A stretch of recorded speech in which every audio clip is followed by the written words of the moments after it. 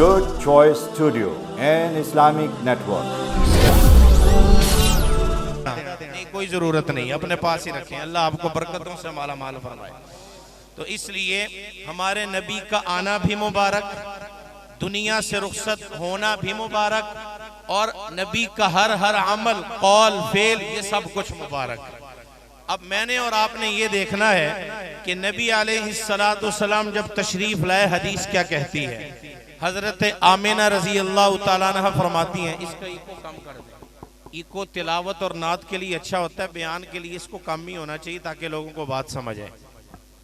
حضرت آمینہ رضی اللہ تعالیٰ عنہ فرماتی ہیں کہ عام عورتوں کے پیٹ میں جب ان کا بچہ آتا تھا تو تکلیف بھی ہوتی، عموماً میں اور آپ اپنے گھروں میں دیکھتے ہیں ولادت سے پہلے اسی طریقے سے کسی بھی عورت کا حال ہمارے سامنے ہے کہ اس کو درد ہوتا ہے، اتنا درد کہ وہ ڈاکٹر کے چکر لگاتی ہے، پھر آخر میں جب اس کو درد زے ہوتا ہے اس کے بعد بچہ دنیا میں آتا ہے۔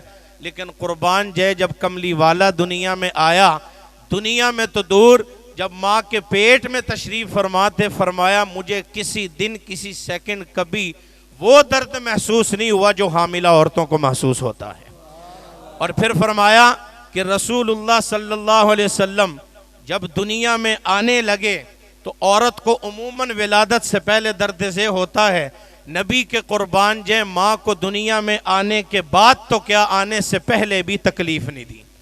وہ تشریف لائے، اور عام بچہ جب آتا ہے تو ماں کے پیٹ سے غلاظت لے کے آتا ہے، اور جب آمینہ کے لال تشریف لائے، غلاظت تو دور کی بات، جب تشریف لائے تو فرمایا پورا کمرہ نور سے منور ہو گیا، اور سب لوگوں نے دیکھا کہ آمینہ کے بطن سے دنیا میں ایک نور آیا ہے، اور وہ نور مشرق سے لے کے مغرب تک، شمال سے لے کے جنوب تک، ہر ایک کی کڑی کو، ہر ایک کی ڈوری کو رب سے ملانے آیا ہے۔ یہ آپ صلی اللہ علیہ وسلم کے آنے کا انداز تھا۔ جب تشریف لائے تو آتش کدا جس میں آگ کبھی نہیں بجھی تھی، کئی ہزار سال سے وہ آگ بجھی ہی نہیں تھی، آمینہ کا لال مکہ میں دنیا میں آ رہا ہے، لیکن آتش کدا فارس کا بجھ رہا ہے۔ یہ اس وقت کا پیغام تھا کہ جو نبی آیا ہے وہ بتوں کے سامنے نہیں، اور ستاروں کے سامنے نہیں، اور آگ کے سامنے تمہیں جھکانے نہیں آیا، بلکہ سب کی جبیں کو ایک اللہ کی بارگاہ میں جھکانے کے لیے آیا ہے۔ یہ اس کا پیغام تھا۔ اب میں اور آپ نے یہ دیکھنا ہے کہ جشن مناتے ہیں لوگ نبی کے آنے کا۔ آپ مجھے بتائیں، نبی کے آنے کا جشن نہیں منانا تو اور کس کا منانا ہے؟ ایک نبی ہی ایسی ذات ہے کہ جس کا جشن منایا جائے۔ لیکن یہ بات یاد رکھیں، کتابوں میں لکھا ہے نبی علیہ السلام کی ولادت دو انداز سے ہوئی، ایک جسمانی ہے، دوسری روحانی ہے۔ روحانی کب ہوئی؟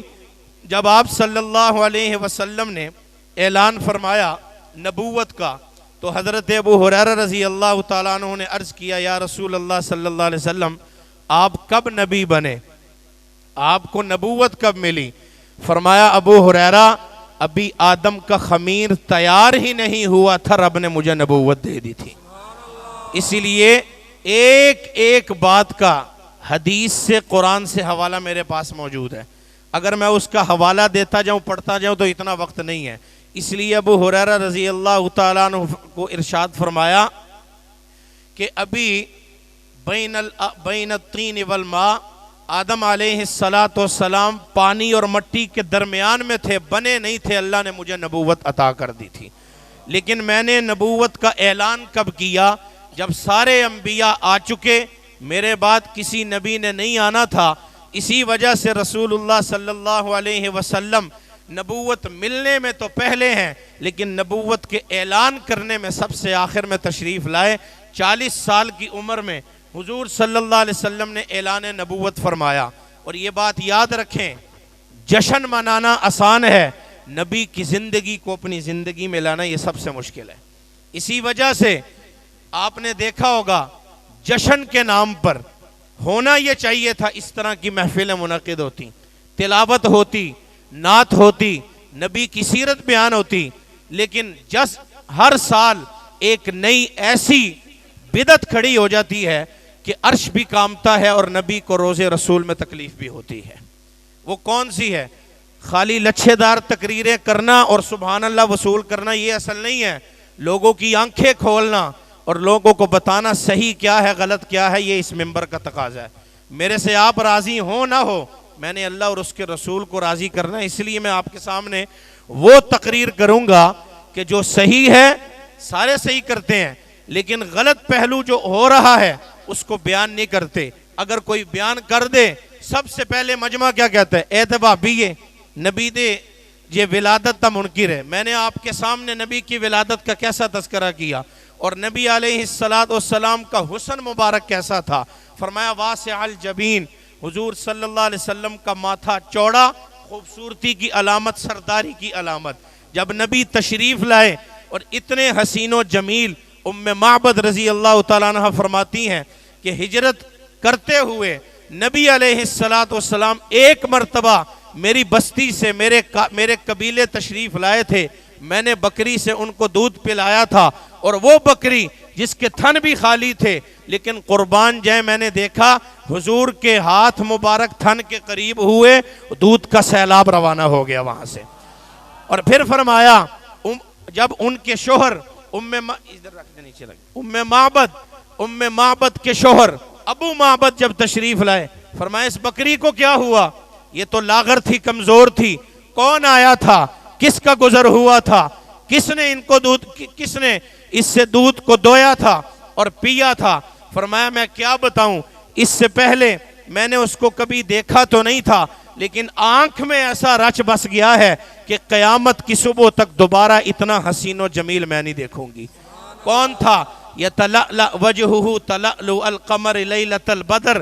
فرمایا میں نے ایک ایسا حسین و جمیل نوجوان دیکھا، ایسا دیکھا گویا 14ویں کے رات کا چاند ہی کپڑے پہن کے دنیا میں تشریف لے آیا ہو، اتنا حسین و جمیل تھا۔ نبی علیہ السلام چلتے تھے تو اپنی رفتار میں ایک ایسا انداز تھا کہ آپ صلی اللہ علیہ وسلم ایسے چلتے تھے گویا کہ آدمی اترائی سے اونچی جگہ سے نیچے آ رہا ہو، عاجزی کی علامت تھی۔ سب کچھ دے دیا تھا اللہ نے، لیکن بیان فرمایا کہ لوگوں جتنے مرضی بڑے ہو جاؤ لیکن رب کے سامنے عاجزی ہی پسند ہے، میں عاجزی لے کے آیا ہوں۔ کسی کو مال ملے گا، کسی کو کمال ملے گا، کسی کو عزت ملے گی، لیکن کسی کو حقیر نہیں سمجھنا۔ اس لیے کیا پتا اگلے ہی لمحے میں کوئی نیک عمل کرے، اتنا آگے بڑھ جائے کہ منبر پہ بیٹھنے والا پیچھے ہو جائے اور داد دینے والے جنت الفردوس میں حضور کے قدموں میں پہنچ جائے۔ اس لیے کسی کو حقیر نہیں سمجھنا۔ فرمایا رسول اللہ صلی اللہ علیہ وسلم کی ولادت جشن یہ حق ہے، منانا چاہیے، لیکن آپ مجھے بتائیں ولادت میں ملتان کے شہر میں جب ایک عورت کو سٹیج کی زینت بنایا گیا اور پھر اس کو حور کا نام دیا گیا، اس سے بڑی گستاخی کیا ہوگی؟